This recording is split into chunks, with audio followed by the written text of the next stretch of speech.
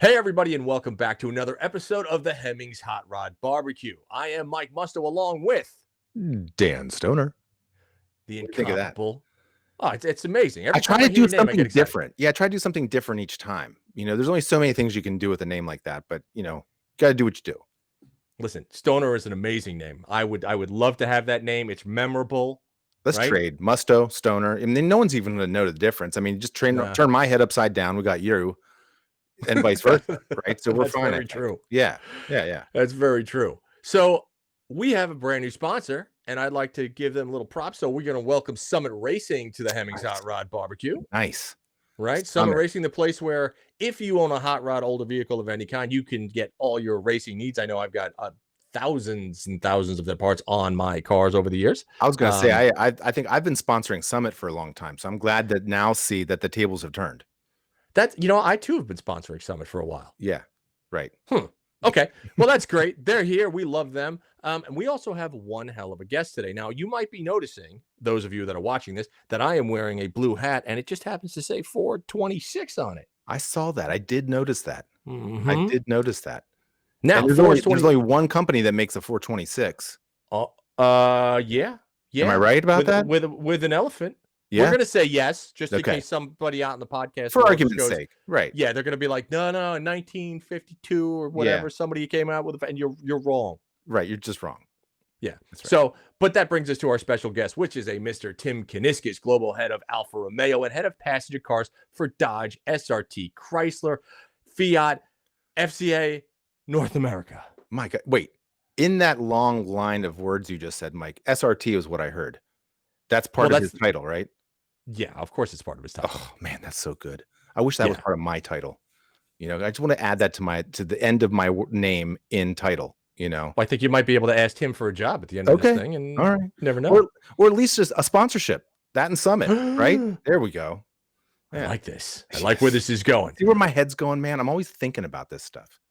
It's always good. So, yes, we've got Mr. Tim Kuniskis on. We also, Dan and I are obviously going to pick a car from our Hemmings Classified, of which we have 25 to 30,000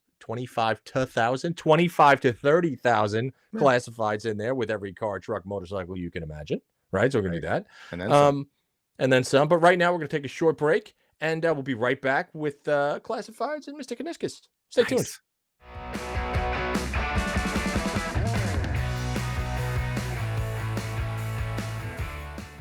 Hey everyone, welcome to another episode of the Hemmings Hot Rod BBQ. I'm Mike Musto along with Dan Stoner, and today we've got a pretty cool show where we're talking big three automotive, but not really in the sense that you're probably thinking. We're going to cover the 2020 Bullitt Mustang, a wicked C1 Corvette that Stoner found in the Hemmings Classifieds, and then we're going to have a really killer interview with Tim Kuniskis, the global head of Alfa Romeo and head of passenger cars for Dodge SRT, Chrysler, and FCA North America. So, Dan, it's the biggest title ever. Biggest title ever. So how are you doing today, Mr. Stoner? Good. It's when we're talking about the big three like this, I will be the first to admit sometimes I'm like, oh, geez, talking about this stuff again. But I will say that it really comes down to the way you can tell a story, right? And I think that there's a lot of stuff that we do here at Hemmings when it comes to the big three automakers that we can dig down into the roots and get really granular with this stuff and actually have a lot of fun with it, right? That's kind of what we do here at Hemmings. I mean, we've been doing it for so long that, we've gotten pretty good at figuring out another great way to tell a story, I think, Yeah, I totally agree. Well, I think we're going to, storytelling is kind of what we do. I mean, I've been doing it for years. You've been doing it for years. So I think I want to jump right in here and kick it off with the 2020 Bullitt Mustang. Now, the car's been out for a while. I mean, if you like Mustangs, you've probably read the reviews, but Stoner had it recently. And then I had it, previous to that. And I wanted to ask you a question, Dan. Now, do you think that the whole kind of Bullitt aura, right? And that's a movie that came out. If you don't know it, it's Steve McQueen in San Francisco, chased by a big black Charger. Do you think that the capitalization of Bullitt is done? Do you think anybody under the age of 50 cares anymore? Or do you think Ford should keep that kind of nostalgia train rolling, or just scrap it at this point? You know, it's sometimes it's hard to separate yourself from Bullitt, especially if you've lived in San Francisco like I have for 20 years. You really can't swing a dead cat without hitting something Bullitt if you're a gearhead or a car guy or a car gal of any kind. So in some ways, yeah. I mean, has it jumped the shark, Bullitt as an idea and as a movie? I mean, yeah, I guess so. At the same Yeah. time, the fact that an automaker actually comes out with a brand new edition of one of its longest running, models, and names it after a movie 50 years later, that's kind of neat. I think that's actually a great idea. And I think that the fact that Ford did something like that, I don't think it's naturally in Ford's nature to do something like the Bullitt Mustang, right? Yeah. But the fact that they did this, and it is pretty true to the original movie. It's a brand new Mustang, obviously, but it's Highland green the way it's supposed to be. Yep. It's got those 5-spoke American racing look-alike, wheels on it. I will say it's even got the little silver trim around the edge of the wheel, just like the original American racing wheel did that McQueen drove, in that car. But I will also say the fact that it's pretty cool that it is an original 6-speed car, Okay. with a white cue ball Hurst shifter on it. That's kind of neat. It's Yeah. actually got a line lock feature Huh. in its track Okay. app thing, right? So that's pretty cool. And it's an actual reason to actually have a line lock, because it is a manual transmission. So, and for Right. those of you who don't know, a line lock is basically a device that allows you to do a big smoky rolling burnout with a clutch car, because Right. it actually breaks the front 2 wheels and allows you to have 1 foot on the clutch, 1 foot on the gas, and you can actually do your smoky burnout in preparation for a drag race, right? So the fact that that's a factory option is pretty cool. It is pretty Right. cool. Yeah. So what was, I mean, because it's pretty stout. I mean, this thing, I mean, from the factory, it comes with 480 horsepower. Right. I know it's got like the Magnaride suspension in there and all that other fun stuff. But as a Yeah. daily driver, especially tooling around San Francisco, and I know you brought it up to Sonoma and things like that. How Yeah. was it as an actual car, as an See, actual I would driver? love that thing as an actual daily in San Francisco where I live. I think that would be a hoot. It's a small car. So, Yeah. for reasons that, anybody living in a city would know, like parallel parking, that's an Yeah. issue. Steve McQueen parallel parked that 68, Mustang of his, in front of his apartment in the movie. And so I did a lot of parallel parking with it. I did a lot of like 45-degree uphill Yeah. from a stop starts in that 6-speed manual. Which is a San Francisco only treat. That's right. That really is. That's it. That's a skill you got to learn. That's a Mhm. skill. So it's a neat car, and for that reason, I would do it. It's a little hard to see out of the side view mirrors. There's a little bit of a, but that's why they've got the backup camera, I guess. Right. So it's always funny to see a backup camera in a coupe like that. But I actually used it because Okay. the visibility is a little limiting out the rear end. But yeah, it was actually a neat car. And I will tell you that Terry McGeehan, our fearless editor in chief at Hemmings, he knew I had the car, and he said, "Hey, I need a shot of that car there in San Francisco. Could you get me something, and just whatever's appropriate as far as an environment?" And I said, "Sure, I'll figure that out." So I actually looked up the address of Frank Bullitt's apartment from the movie that Steve McQueen lived in. Really? And yeah, and it's an intersection right on the corner. And I took that thing over there yesterday morning at 7 a.m.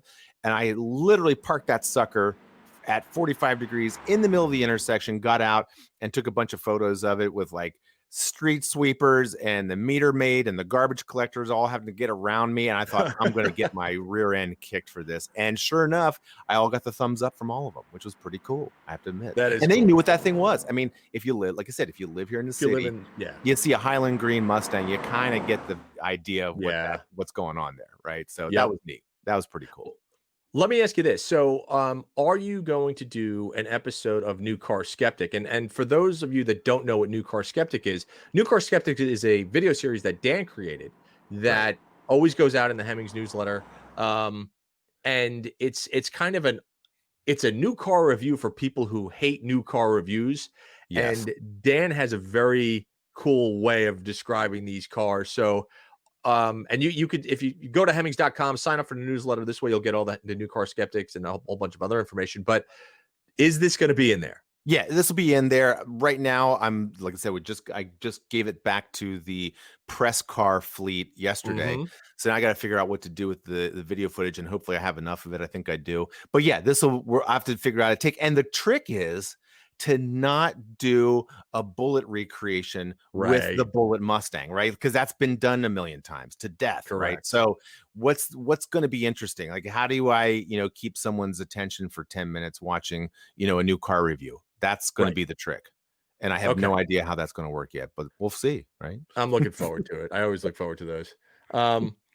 So let me ask you. So I know Dan always he busts my chops every now and then because I do spend a lot of time online looking at different cars, and a lot of time that's the problem when you have a classified section with 30,000 cars in it or whatever we have. It's like one of the largest in the world. Um, so I get this email from Dan with this insane C1 Corvette, and I Oh, think Dan, is it a 62? yeah, it's a It, 62 Corvette, right? fuel injected small block. Yeah, an original fuelie car. And I when I do my searches, when I always look for cars, I generally go from 1968 to 1981. That's just kind of the genre of automobile I like. This car is making me kind of recalibrate my classified Search. ideals Yeah. because it's just so badass. So God, how did you stumble upon this thing, dude? Because it is wicked. I'd love to take the credit for finding this thing, but one of our other editors, Dan Stroll, actually found the car. And this thing, like, I am not a Corvette guy, never was. If I had enough money for a Corvette, I'd probably spend it on something else. But this 62 Corvette is a 1970s time capsule. It's This is the unreal. right, like, this is the car that Ron Burgundy's illegitimate brother would have driven, right? Like, Oh, this, dude, it's yeah. perfect. It's Look at the perfect. photos because Yeah. it's Dan showed this to me, and again, this is not my type of car. It's not Dan's type of car. Although, in looking at this, I'm Oh, going, the paint. I I think this could be my type of car. Cinnamon brown metallic with orange pinstripes, the perfect 70s era flames painted Oh, shooting out the coves on the doors. It's got those aluminum 5 kidney bean slots, yep, with the wheels on knockoffs. it with the gold tri-rib Yep. knockoffs. It's got the best part about it all. Two best parts about it. Over the rear quarter, it actually says sudden death. Sudden death. Sudden death. Right? In that perfect 70s Yep. boogie van, script. And then the piece de resistance is on the deck lid. It actually has a Frank Frazetta style death dealer Yeah. mural. That is the clincher. That's what did So it for me. so for those who don't know, who is Frank Frazetta?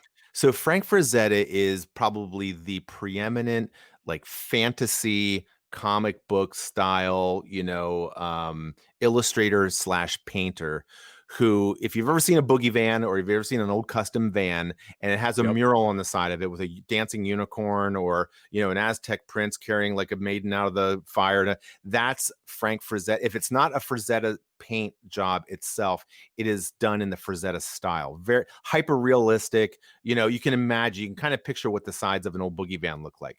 Sure. That's what Frank Frazetta did. And probably his most famous piece of work ever was called The Death Dealer. And Yep. it's this like monster on the back of a horse with like horns coming out of his helmet on the side of his head and everything. It's just epic. And this thing is actually painted on the deck lid of this 62 Vet. It's It's it's just the so cool. coolest. Yeah. Yeah. We're gonna I need this mean, car.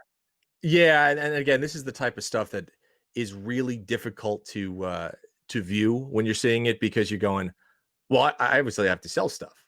Like, Yeah. can I sell? Do I need both kidneys? You know Yeah. what I How mean? much blood can I donate? Yeah, What's plasma going for these days? I don't even know. I Is it know. like scrap metal? There's not much in it anymore. I don't know. I'll tell you, it's a wicked car. But the cool part is we've got loads and loads of classifieds like this, and this is one of the things that we want to ask. So, right, I want to mention this before we move on to Tim Kuniskis, who's our featured guest this week. If you guys go through the classifieds, do us a favor and email us at hotrodbbq@hemmings.com. And the reason for this is we want to know what your favorite car is out of our classifieds, right? Shoot us an email, be like, Musto and Stoner, you guys need to talk about this, Yeah. and this is the reason why. And if we pick it, we'll check it out, we'll talk about it, we'll give you guys a big shout out, but that's what we want you to do. Right. So with that being said, we are now going to jump to one of the coolest guys in the automotive industry. He is Tim Kuniskis, global head of Alfa Romeo and head of passenger cars for FCA, which includes Dodge SRT Chrysler for North America. Just a nice guy in general. And man, he's just a car junkie to the core. He has the job we all want, right? He does have the job we all want. So, guys, Tim Kuniskis coming up. I just thought of something, man. Do you know who actually has more parts for sale than even Hemmings? And when I say more parts, I mean millions of parts. Do you know are you alluding to somebody else has more parts than us? Are we talking like millions of parts from maybe over 1,500 different manufacturers? Yeah, and not just over 1,500 manufacturers, but parts for things like performance cars and hot rods and racing and even restoration parts. Restoration parts, Michael. Are we talking about parts? So they have stuff for paint, body supplies, and they also have like tools that I can use to paint my car? Tools. Okay, now we're getting close, and I'm gonna give you one last clue. Fast and free shipping on anything over $99 orders. That's so you're telling me that's got to. You're telling me all I have to do is spend a mere $99 to get my stuff to almost anywhere in the continental United States, and on top of that, I will get top-notch service? Is that what you're saying? I mean, yes to all of those things. All of the above is one big giant fat yes. Do you guess? I want you to take one guess who this might be. Man. Who are we talking about? I mean, I've used companies in the past, and many of those companies have never, ever lived up to what we just talked about. It's rare. You'll never find another one. Who might that be? Let me ask you one more thing. Okay, one more. If I am not 100% satisfied with these products, the prices, and the services, will I get my money back, Dan? Will I? You will get your money back before you even send them an email or place a slightly angry phone call. The money's already there. It's already there? When you just think that you might want to return something. Well, you know what? I'm going to take a guess. And even though that last part might not be 100% correct, but it's pretty close to correct, right? I'm going to go with Summit Racing. Oh, it's like you read my mind. It's crazy, right? It's like you read my mind. I barely had to say anything, and you knew it was Summit. It came to me. Summit. I knew this. That's right. Summit Racing, 1,500 plus manufacturers, millions of parts, free shipping over $99, and on top of that, Mike, and I'm going to blow your mind with this one. Their absolute 100% handshake guarantee. You know what that means? Wow. Okay, that means. Sit down for this. I got it. I'm is that if you're not 100% happy with anything that they do for you and vice versa, money back guarantee. Why would you go anywhere else? You do not go anywhere else. That's the whole thing about Summit. They are built to not go anywhere else. Once you enter the Summit universe, you never have to leave. Just bring a blanket, bring a lunch, and never leave. That's what Summit Racing is all about. It's summitracing.com. You go, you thank us for sending you there, and you send us some free stuff after you place your order. Because here's the last thing, Mike. All you have to do, I kid you not, just think about Summit and your parts show up. That's how fast this stuff gets to you. This is what I've been dreaming about my whole life. I'm worn out. Okay. Long day. I guess we better get back to the show. Yeah, we get back to the show. Okay, so very, very special episode of the Hemmings Hot Rod BBQ today with Mr. Tim Kuniskis, the global head of Alfa Romeo, head of passenger cars for Dodge SRT Chrysler, FIAT, and FCA for North America. Tim, is that correct? That is correct. Tim, that's a long for title. Having me. Yeah. I feel tired just listening to you say it. Is your business card on a scroll, like a little tiny scroll? Like you just kind of pull both sides. Yeah, right. Both sides. Right. Well, for those out there that aren't familiar with Tim is one of the few guys in the industry that is not only one of the most diehard enthusiasts that I've ever met, but that knows the customer, I think, and the consumer in ways that very few heads do. Right? Raced or did a bunch of drag racing, loves BMX bikes, all the stuff that Dan and I like. This could either go on to be a 3-hour conversation about random stuff like BMX and boating, and there's boats in there too, right, Tim? Anything with a motor. Okay. Yeah. But before I could afford a motor, then it was the BMX. Yes. Yeah. Right. Exactly. So Tim, although there was motors in the process there too, with the mini bikes and stuff. But whatever. Mini bikes. Well, man, thank you for coming on. We really appreciate it. So yeah, let's just start out. So I've known you. It's got to be what, 8 years, 10 years? Yeah, right. I'll bet it is a decade now. I'll bet it's a decade. Yeah, because it was SEMA all those years ago. I think that's where we met. Yeah, and that's a funny story too. I like that.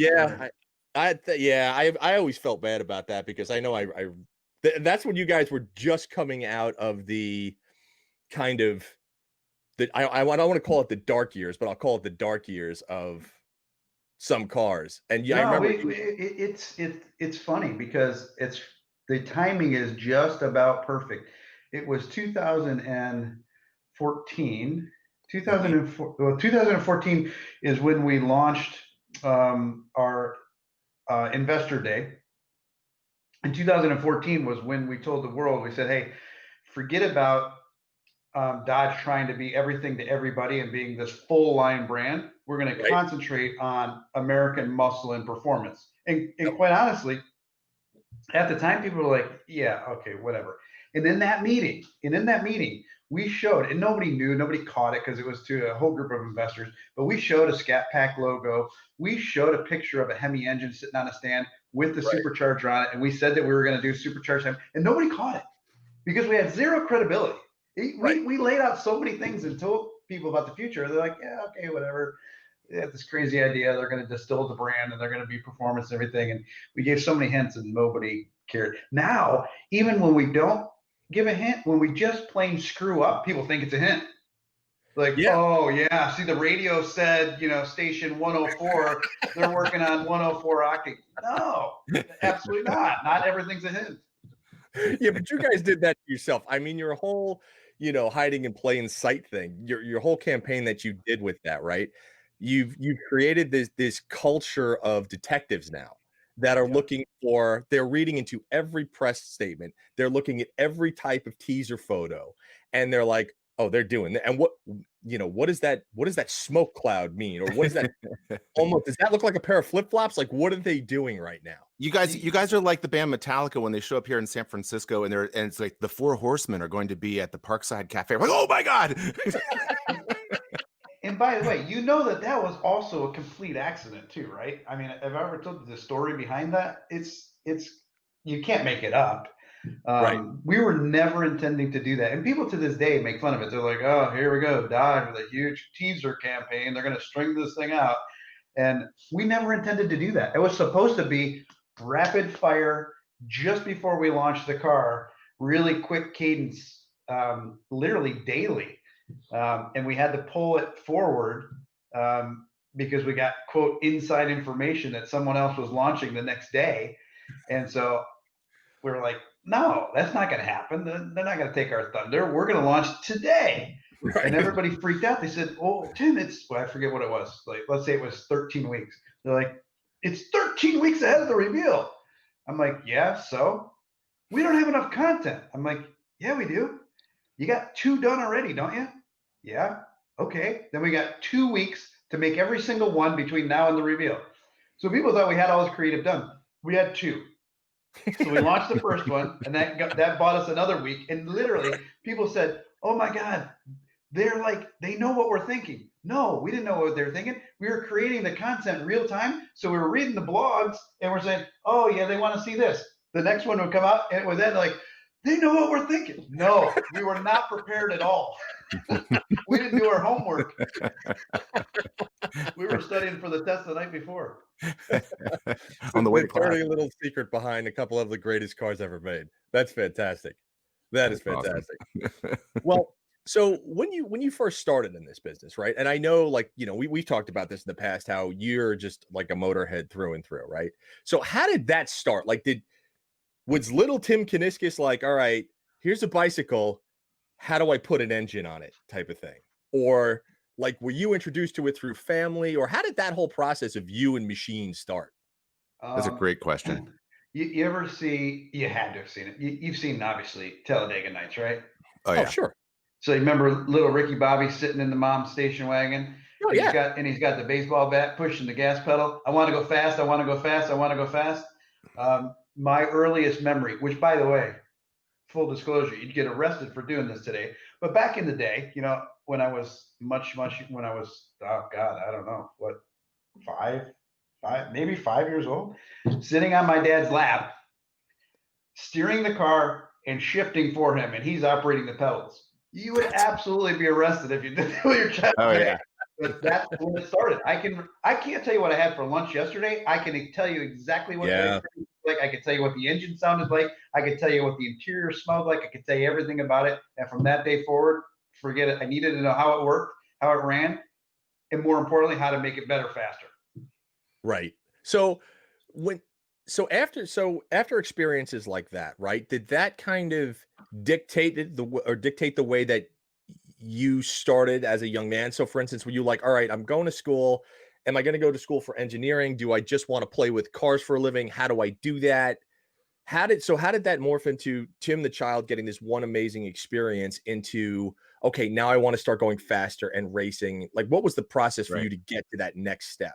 And by the way, Tim, was this all in Michigan, or were you surrounded by car culture when you as a kid? This was in upstate New York. Oh, wow. I mean, there's always car culture, right? But not like Detroit car culture. So you didn't really know like the manufacturing side of the business. You didn't know the OEM side of the business. Where I grew up, you know, the big business was film, was Kodak. Right. So no, it wasn't a big OEM scene or anything like that. And 11 and a half months of winter, right? Yeah, pretty much. Pretty much.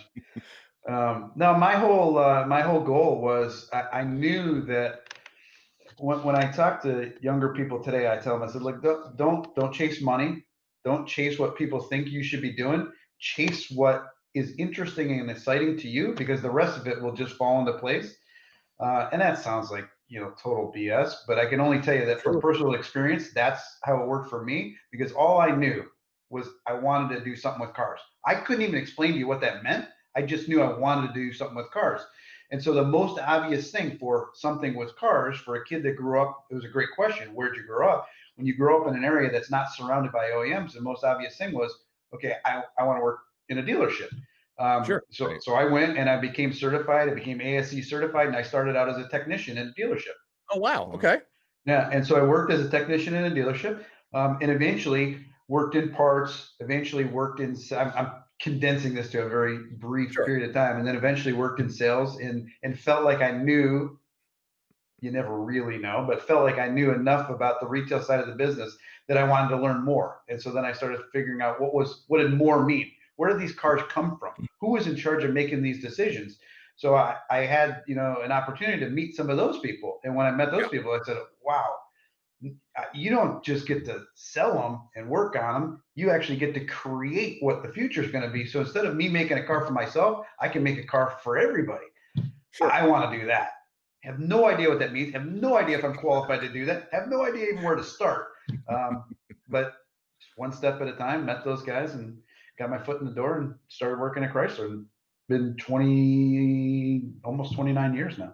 Wow. So you went right from Rochester to Detroit. No, I went from, that's funny. I went from Rochester to Syracuse. Huge move there, which was one of the regional offices back in the day, when they used to have a lot more regional offices. And then over the next 10 years, actually the next 15 years, I moved around the country 10 times. I mean, I lived in Southern California, I lived in Chicago, I lived in Miami, I lived in Orlando, all the key markets, working in the sales regions before I ultimately came to Detroit. Did you see, here's a great question that I've always kind of wanted, you know, to hear about, especially from someone like you. In all those different places that you lived, did you see a lot of commonalities among, you know, people live in car culture and gearheads, and just the way cars are being bought, sold, customized, you know, collected, or were there completely different regional, you know, strains of this stuff? So I will tell you, I believe that there is one common uniting thread of people that are into the car culture and into this stuff. Now, within that, there's pockets, of course. There was the tuner crowd, there was the muscle car crowd. There was the pockets within that. And I think that existed everywhere. Everywhere I've ever lived, there was the different pockets, and you could go to the different cars and coffees and cruise nights for the different types of things. But where the idea for Brotherhood of Muscle came from was from that uniting bond of you're into cars. It didn't matter who you are, where you were from. It didn't matter what your gender was, your nationality. It didn't matter. As soon as you had that connection of cars, everything else went away. Yeah. And that's why sometimes people that aren't into that, I have to explain to them, Brotherhood of Muscle has absolutely nothing to do with gender. It has nothing to do with race or nationality. But I've never had to explain that to anyone that's interested in the car culture ever, because they're like, yeah, I get it. That's the bond. They just you can meet somebody that you have nothing in common with except cars. You talk for 3 hours. It's the great equalizer, right? And it doesn't matter. Like somebody could pull into a Ferrari meet with the world's greatest pacer, and a conversation's going to start. Right? Yeah. Might not be a good conversation, but a conversation's going to start.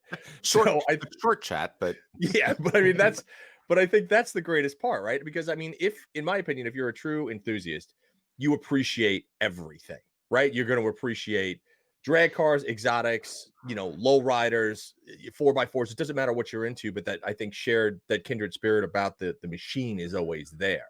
So with that said, so so you did that, went to school, got into it. When did you start playing around with drag racing and just, going to the track and stuff like that? And what were the cars that you did run back in the day? Well, I had a string of real disastrous, straight up dangerous cars. Sounds about right.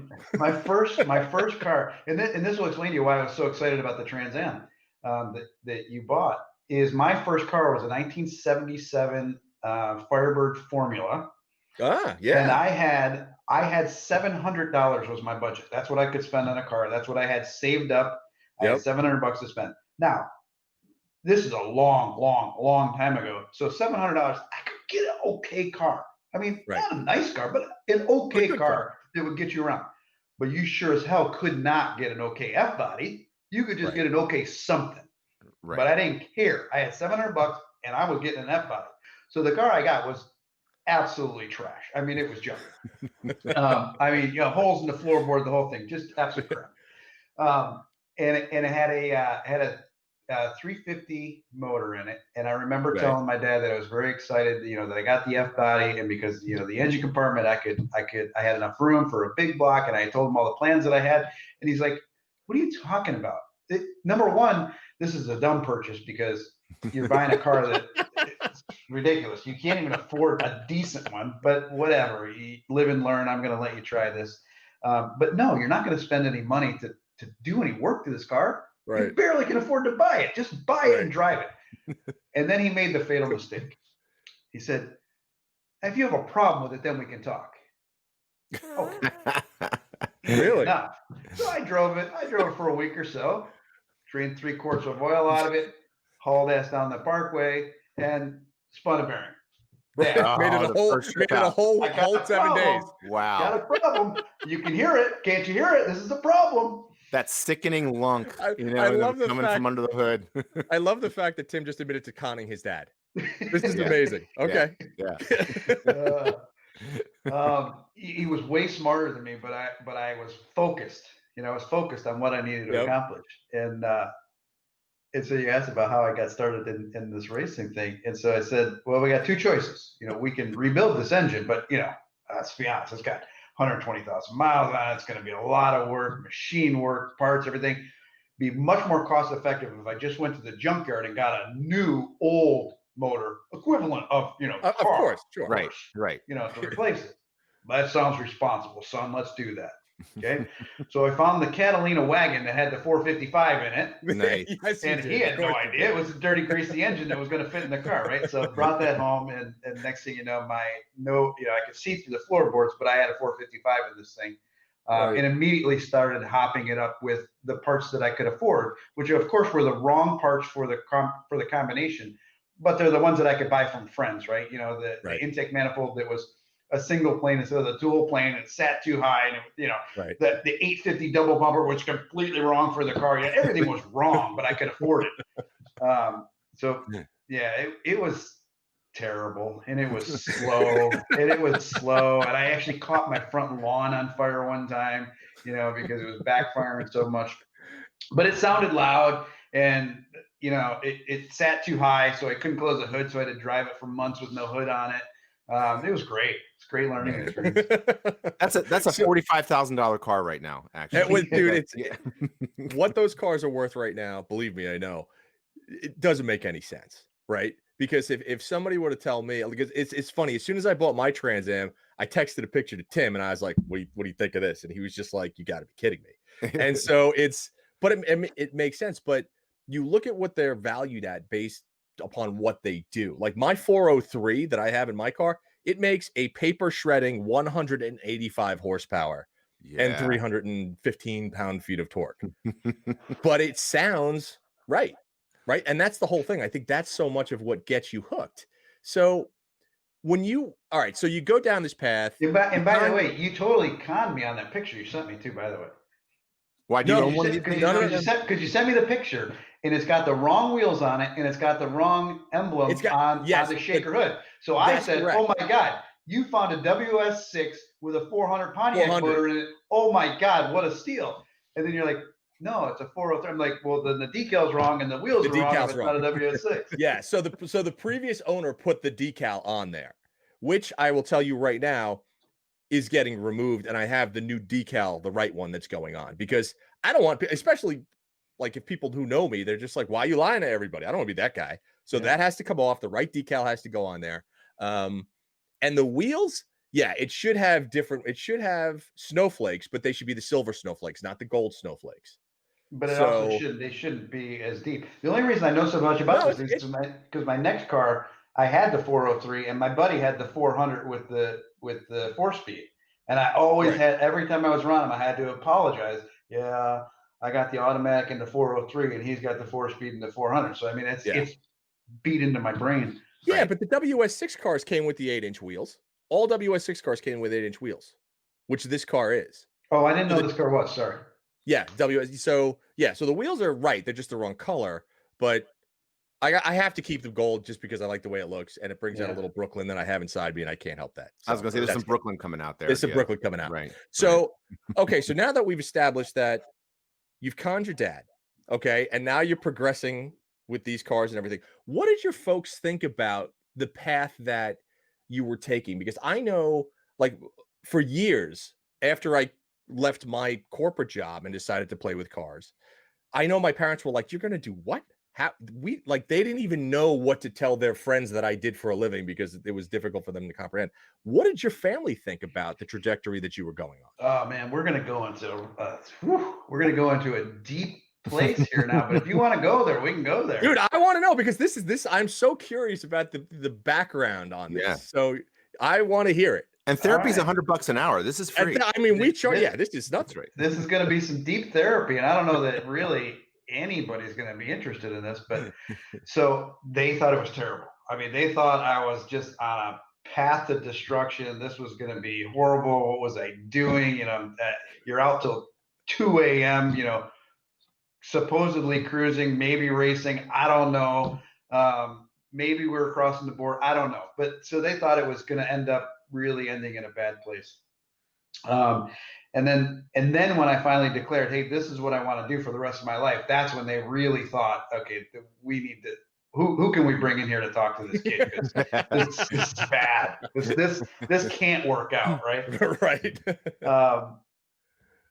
So we fought a lot about it. And ultimately ultimately right after high school, that's when I went and got my training to be a technician, got my ASE certification, started working in a dealership.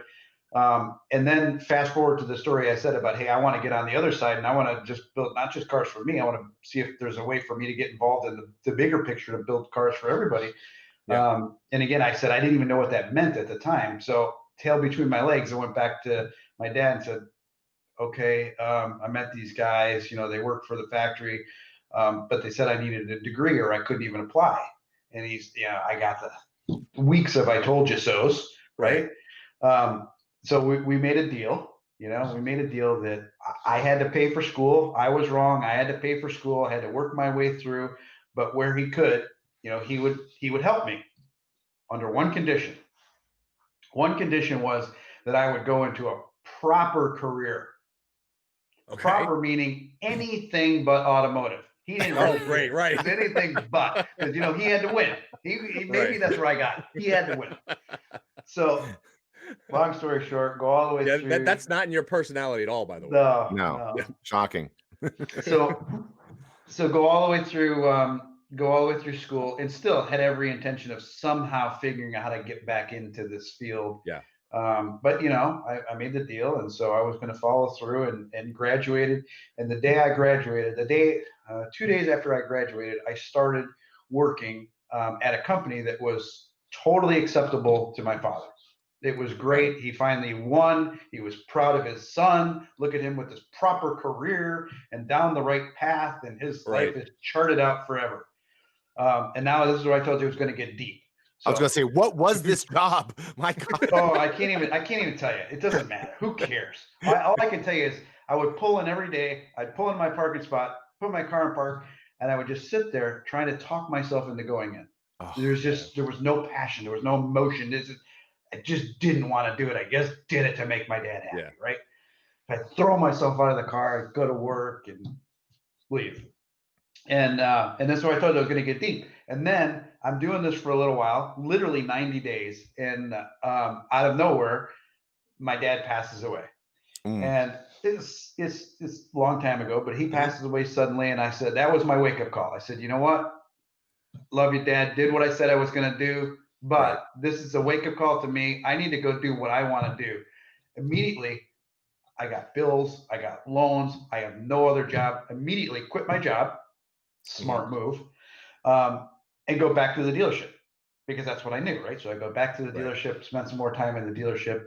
And then that's how I ended up getting back into the car business. And then from the dealership, then grew to the local regional offices, and then fast forward ultimately into Detroit. So, and it's really interesting and that's one of the reasons that I asked you this question, because so many people, I think they never take that step. And Dan and I were talking about this, and I think I have a similar story. Dan has a similar story where you just say, you know what, the hell with this. I'm jumping in with both feet come hell or high water. But I think so many people are afraid to make that leap of faith because of so many other outside factors that kind of try to dissuade them, when you deep down know this is what I have to do for a career to make myself happy, right? So, okay, so now fast forward.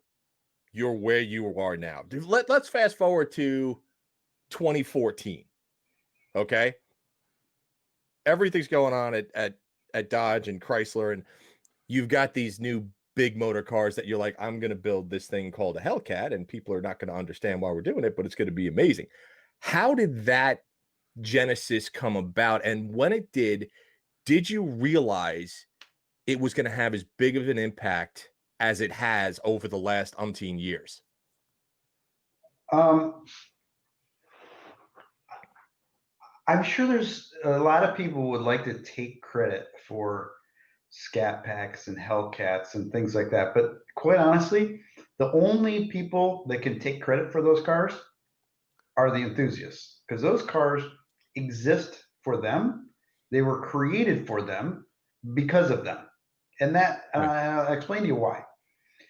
You remember when we launched the cars? You had 2006 for the Charger, you had 2008 for the Challenger, 7 and 9 when we launched them. And they were not the Charger, because you remember all the drama with that, but the Challenger was very true, or the Challenger was very true to what the Challenger always was and what it was supposed to be. Obviously, just bigger and wider and heavier, to meet compliance and everything of the current times. And so we were building those cars, and you remember when we first launched the Challenger, we launched it as SRT only, 425 horsepower with a 6.1 liter.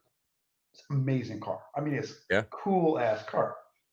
But that had a very short, almost every car in the industry has what they call a decay curve, right? It launches, it's exciting, and then decays. Like PT Cruise, oh my God, went to the moon and decayed like it fell off a cliff. Totally remember that.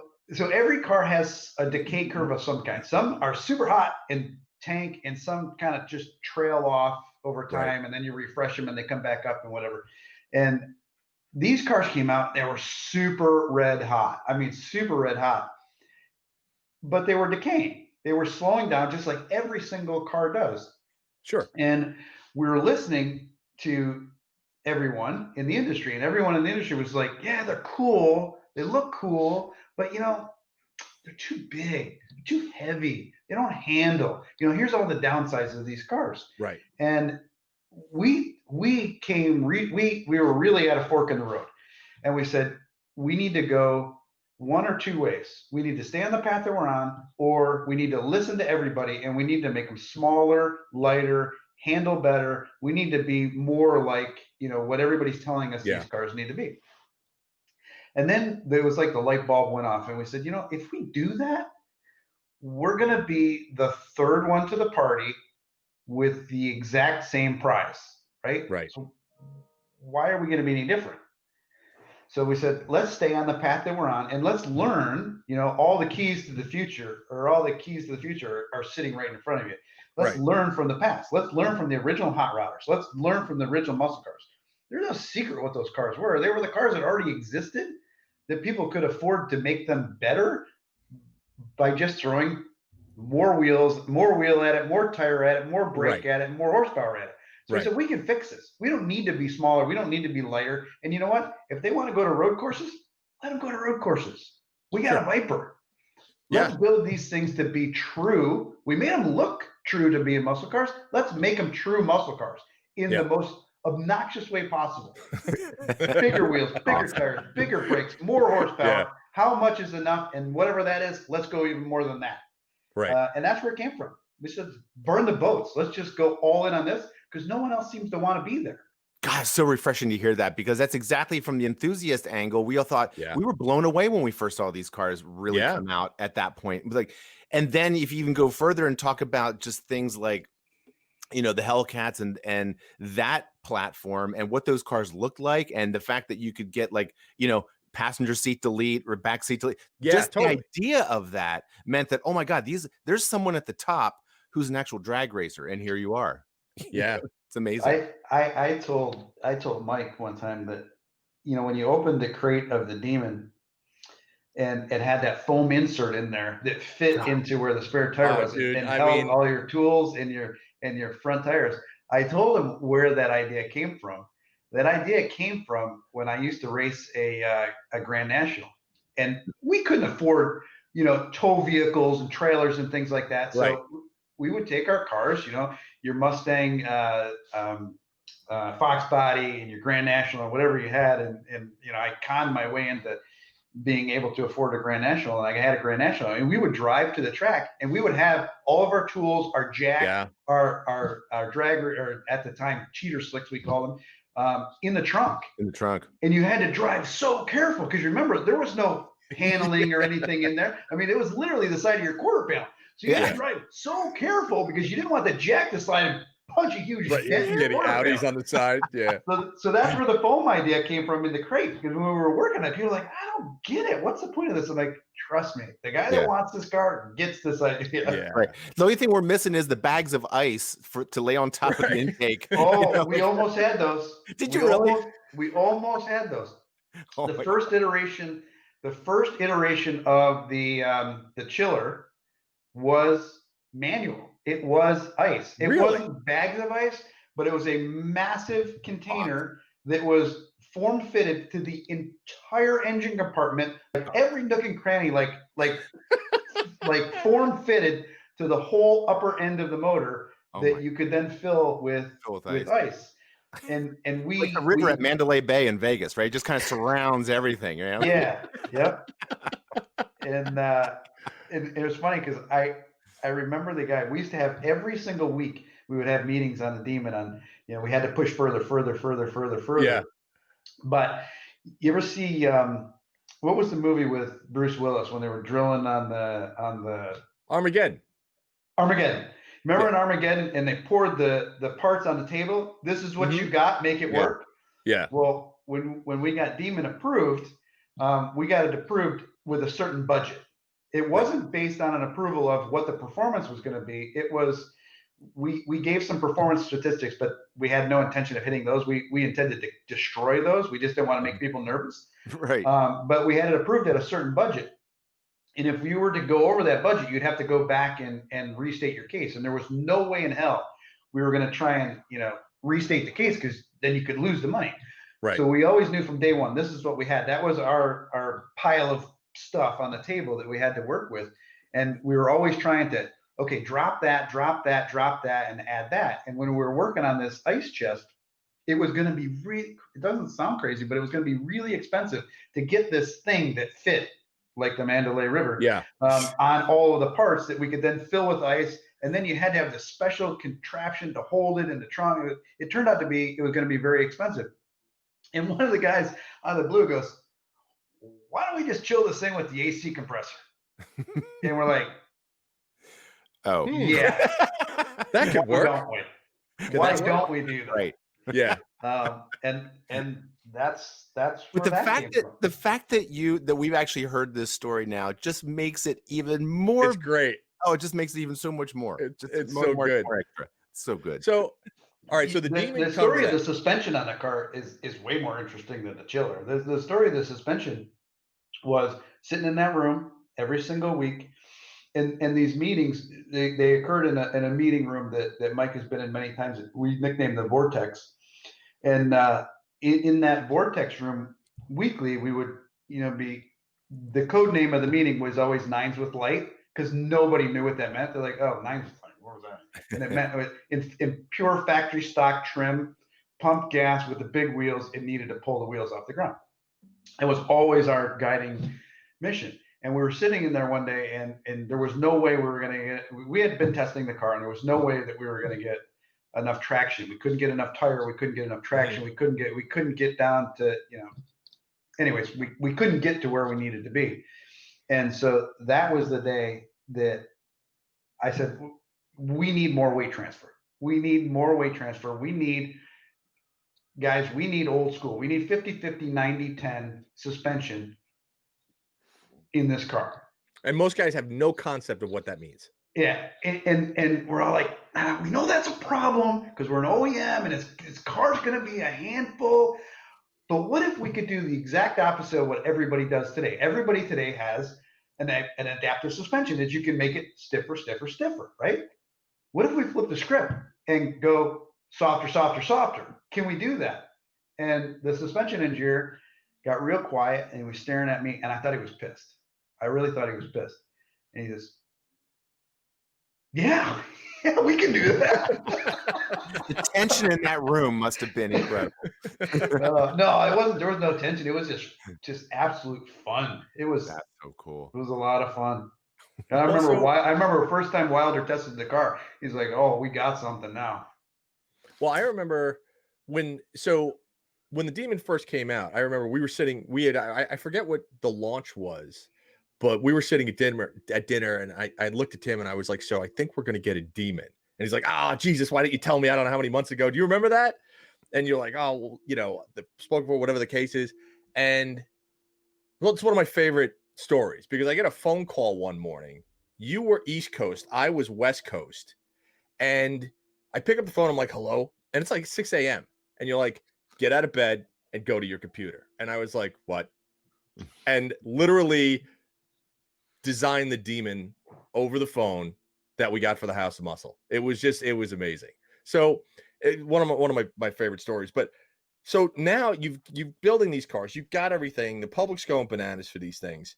Now it's 2020, right? 2021 is coming up, and you've got the Durango Hellcat, the Super Stock, and the Red-Eye Charger that are coming out. So you've taken these things and now you've brought them again to the next level, right? I mean, the Durango, I think, is one of my favorites just for the fact that it's 710 horsepower. Is that right? Yeah. And it tows 8,700 pounds. 8,700. Yeah, I was gonna say with a tow hitch, right? With a tow hitch, and 0 to 60 in like 3.5 seconds, it does a buck 80. Yeah. And this is a full size tow your house from California to New York SUV. So when you started talking about that, how much giggle conversation did that start as? Like, were you like, yeah, we could probably do this, or we probably should do this, or was this another, like, the enthusiasts came out and were like, put it in the Durango? So we had the Trackhawk already, and the Trackhawk was out there for a very specific customer. One of the things that we have as FCA is we always say that we as a company, and then our dealers as the extension of our company to the customer, we say that we operate as a house of brands, not as a FCA company, but as a house of these different brands. And as a result of having these different brands, each one of them can carve out their own personality and own identity. And we think that that allows us to cast a wider net to bring people into our dealerships rather than try and make everything kind of sort of homologate to what the mother theme is. We say, no, Ram can be Ram, Jeep can be Jeep, Dodge can be Dodge, Chrysler can be Chrysler, Alfa can be Alfa, and they can be who they are under this house of brands concept. And we think that that's very good for us. So, we had the Hellcat, and we had the successes that we had with the Hellcat, and then we did the Trackhawk. Now, within that house of brands, Jeep has a very different positioning than Dodge. So when they did the Trackhawk, it was for a different demographic, it was for a different customer, and it was intended to be very powerful, but yet very refined SUV. So it was not Dodge-like. It was exactly perfectly targeted to what they wanted as a premium Jeep customer SUV, which is awesome. But we looked at it and we said, there's an opportunity to be true to what we say and be this house of brands and have different identities. Because the last thing I would ever want to do is say, okay, let's build a Dodge Trackhawk. No, why? Why spend the money? We have that already. We said, let's do what we do. Let's do what we've been doing for the last 10 years. And let's take this platform that is shared and let's Dodge it. Let's take the same engine, like that, but let's put some more RPM in it. Let's make it shift hard like a muscle car. Let's make this thing bang shifts. Let's rev match it. Let's put a new exhaust in it with 4-inch outlets and a new X pipe and make this thing scream. And let's put Hellcat badges on it, and let's tune down the active noise cancellation so you can hear that supercharger whining and you can hear that engine screaming. Let's make it a Dodge, and then let's lower it with the 50-50 weight distribution, and let's make this thing badass, and no one in the world will confuse the two. On a piece of paper, you can say, oh yeah, supercharged Hemi. Right. You drive the two, and you're like, yeah, they're different cars, by design. Right. It's such a, I remember this is last year, I think it was 2018. We ran one lap of America actually in one of the wide body Challengers, and I think the test mule was running it as well. And I remember everybody's face when that thing would launch on a racetrack and David Carr was driving, and everybody would just pin themselves to the thing, and this thing would take off like it was shot out of a cannon. But not only that, then it would come ripping around the racetrack in a massive 4-wheel slide, and people would be like, this is what? Like, it's like it was a big middle finger to physics, and it was doing stuff that people just never imagined. It was so cool to see. So, you've got, so that's coming out, and that's actually, is that a 1 year only? It's a 1 year only. Literally, it's only about a 6-month run because we start building them in January, and then we got to stop building them in the summer, June, July, because it doesn't meet homologation for the 22 model year. So this is really going to be a rare machine. Like those who have them need to hold on to these. Yeah, it's going to be, Typhoon. It's going to be this. Right. Most people won't know what it was, never heard of it. And then they see it and they're like, what is that? But the guys that know about it, that's cool. Yeah, they know. Right. Okay. So now we've got that. We also have the super stock Challenger and the red eye wide body Charger. So explain the Challenger, because again, you're going to have Demon guys that are going to be like, well, if they built the Demon, why did they build the Challenger? So go into that for a minute, because I don't want to keep you for too long. No, So. the Challenger Superstock it's a great story, because a lot of times people want to say, "Well, isn't it a Demon Light? Isn't it a Demon Light?" I said, it's absolutely not a Demon Light. I said, very, very focused from day one for it not to be a Demon Light, and there's a lot of reasons for that. Main one of which is, 3,300 people paid a lot of money for those cars, and they paid a lot of money for those cars because of the collectability of those cars. Sure. And you can't go back on that. You just can't, because you'll start eroding your base, and it'll be the beginning of the end. So you can't violate that. We said we wouldn't do it, and we weren't going to do it. But there was one thing about that car. Everybody talks horsepower, but there's one thing about that car. Even with the 305 Pirellis on it, with the wide body, it has so much torque that, 50, 60 miles an hour on the highway, this thing's breaking traction. And that's awesome. It is awesome. But if you're looking to go to the track on the weekends, that's really not what you're looking for. Right. So that guy, that person had the option to put drag radials on their car. But since it was a red eye, and it was not intended to be anything like a Demon, it had the big Brembos on it. So you couldn't go to a smaller wheel and tire. So you ended up with drag radials, but drag radials on a 20-inch wheel. They're better, but you're still not getting the consistency at the track. So the option you had was, you just paid a ton of money for a brand new red eye, and now your option is, well, let's change the entire braking system on the car. Let's change the sway bar end links. Oh my God! Now next thing you know, you're $6,000, $7,000, $8,000 invested in this, so that you can put a 17 or 18-inch wheel on it, so you can get some sidewalls, so you can hook this thing up. We're like, this is crazy. We have all these parts. Let's just do it for them. And it's not going to be for everybody, but for the guy that wants to do that, we just saved you a fortune, because we're charging $3,000 for this package, and it includes the 309 gears, which we used to charge $2,000 for. So it's essentially $1,000 option for something that you were spending $6,000, $7,000, $8,000 to do on your own before, and now here it is for free from us, and it solved a big problem. It solved the traction problem, because it would drive me crazy when I would watch these videos of people going out testing our car against the blue team or the yellow team, and our cars would be losing traction all over the place, and their cars would be hooking up better on an unprepped public road. They'd be like, I'm at a disadvantage here. My advantage is causing me to have a disadvantage. I got to overcome that. Right. Gotcha. Okay. Well, those cars, and I know COVID has kind of thrown a thing in for press launches and stuff like that, but I can't wait to see what that thing is like in person. So, all right. So we just got pinged from our producer saying, okay, you guys need to wrap this up, which I don't want to, because I know we could talk forever. But I have, I guess, a final question. And Dan, I'm sure you've got one too. With everything that's going on with electrification, how do you feel that horsepower shift is going to be, or that, I want to say, that hot rodding / visceral feel to the consumer is going to come across? Because one of the best parts about everything that you guys do is just the raw bones kind of, oh my God, it sounds amazing and it does all this stuff and there's bravado to it. Where do you think the electrification is going to come into that? And do you think it's going to change how people feel about horsepower and speed? No. It's funny. I told somebody one time that somewhere along the line, I got labeled as this muscle car guy, that somehow some people think muscle car means you'd be against electrification. That couldn't be further from the truth. I'm super excited about electrification. And I always tell the story about the day that it happened, that inflection point from carburetors to fuel injection. And if you think about it, the same exact thing is going to happen with electrification, with one additional twist.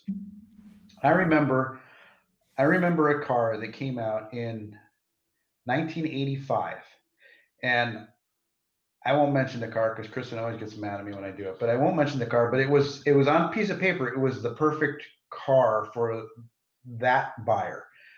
It was light, rear-wheel drive, 5-speed transmission, V8, and a 4-rail Holly on it in 1985. Right? It was like every single box. I gotta have one. Put out 200 horsepower. It was a great car. The next year, the exact same car came out. The only change was they switched over to multi-port fuel injection. Now, remember, we had fuel injection for years prior to this, but it was deemed as compliance. It was deemed as big brother. It was deemed as emissions. It was generally a lower performing car. And it was something that all the enthusiasts looked at and said, I don't want that. Give me my Holly 4-barrel. So when 1985 came out and you had your Holly 4-barrel and your V8 and your small car and everybody said, Nirvana, thank you. And then the next year came out with the multi-port. And it was more powerful and it was faster and it ran better. All of a sudden, overnight, what was a bad thing turned into I got to have this thing. And immediately, you know, that just a year prior, the yellow team went to port injection when they walked off of Crossfire, which was a disaster. Crossfire didn't work for shit. Then they went to the tuned port and that worked. And it was that same 18-month period where everybody went from I got to have a carburetor, forget this stuff, to forget that, I need to have fuel injection. This is the way of the future. And now we take it for granted, right? That will be the same thing with electrification. There's going to be a point where all of a sudden the light bulb's going to go off and I got to have electrification. And it doesn't mean I got to have full BEV. It could be MHEV, it could be PHEV, it could be electrified axles, it could be full BEV, it could be any one of the number of things. The only difference is it's no longer a matter of convincing people that it's good for performance, because I think everybody's already, you know, 918, LaFerrari, Tesla, everybody's already accepted the fact that instantaneous torque is a good thing. The only difference now is we've already established that it's good. It's, can I afford it? What I tell everybody is we talk about demons and Hellcats and red eyes and all that stuff. The reality is we don't sell that many of those, right? They're very expensive. What we do sell, the heart of the market for us is a Scat Pack. 485 horsepower, $40,000, best bang for the buck out there. And by the way, if you're on a public road, it's enough power for just about anything. Yeah, the cubic dollars make sense on that car, right? Yeah, it absolutely, that is the sweet spot. And you can't get to that sweet spot today with electrification. And that's why the inflection point hasn't happened in the performance space. When it's going to happen is the exact same way hot rodding and muscle cars happen. Think about hot rodding muscle cars. They were the volume of cars, the readily available cheap cars that could be hopped up to make them better, faster, right? More powerful. Same thing's going to happen with electrification. Once mainstream goes totally into electrification and the cost of electric motors and kilowatt per hour battery packs goes down because of all those commuter cars, then the crazies are going to pick up that cheap stuff and go, all right, how do I tune this to make it faster? Bam. That's when it's going to get cool. That's when it's going to get fun. And that's when these cars are going to get way more powerful than anything we've ever seen. And, my backup question to all of that, because this is exactly where my head was going.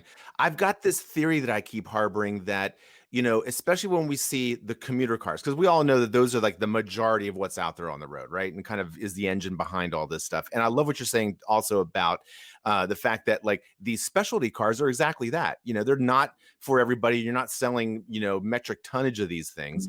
But do you think at some point gas and gasoline is just going to be, the exotic fuel that hot rodders will still pay for? And it might be $8 a gallon, but it's like race gas. We're going to pay for it, because we still want to have those cars in our collection, essentially. But at some point we'll have a little bit of both. Do you think gasoline is ever going to go away, or is that just will it become a specialty fuel?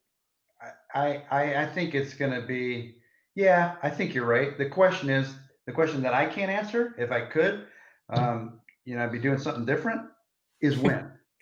Right. Are we talking 5 years, or are we talking 25 years? Right. And by the way, it depends on who you talk to. Some people are going to tell you that's 3 years away, and some people are going to tell you it's 25 years away. The infrastructure alone around all that, right? Oh, sure. Fueling or charging and stuff. I mean, I can't even imagine. Yeah. Totally. And by the way, it happens so slowly and it creeps up on us that we don't even realize it. I mean, look at the technology and the performance that you have in a quote everyday regular car. I mean, I will put Mike, I will race you for lunch, my Pacifica against your Trans Am. Oh, and I'd get lunch. It would be. I would just be like, Mike, you'd be buying. Oh God, I'd be buying for a month. Just just give Tim your credit card, meet him at the restaurant, right? But it's true, right? Technology. When I graduated from high school, a performance car was 200-ish horsepower. Yeah. Minivan's 300 today. Yeah. No, we live in we are living in the golden age of, I think, horsepower of performance. You know, when you could buy the worst car on the market is still an amazing vehicle, you know, when compared to something that's 20 or 30 or 40 years old. So, well, guys, we're going to have to wrap this up, I know, which is unfortunate. Yeah, Tim, Thank you so much for coming on. Thanks for having me on. We didn't get the boats or BMX or anything. Next time you're on board, we're going to start with BMX. Yeah. This is going to happen. I have a feeling you're going to be a repeat guest because this, like I said, we could just talk about this stuff forever, and we do have to get to BMX because I know damn well BMX episode's coming up. So just get your rest. Yeah. So again, Tim, thank you so much. We'll bring PK on. Yeah, I'm down with that. Totally. Yeah, Gary Turner, we'll bring them all. Yeah. All right, gentlemen. Thank you so much. Tim, thank you so much. Tim, again, thank you very much. We'll talk soon. See you out the grill. See ya. All right. Be well. Take care.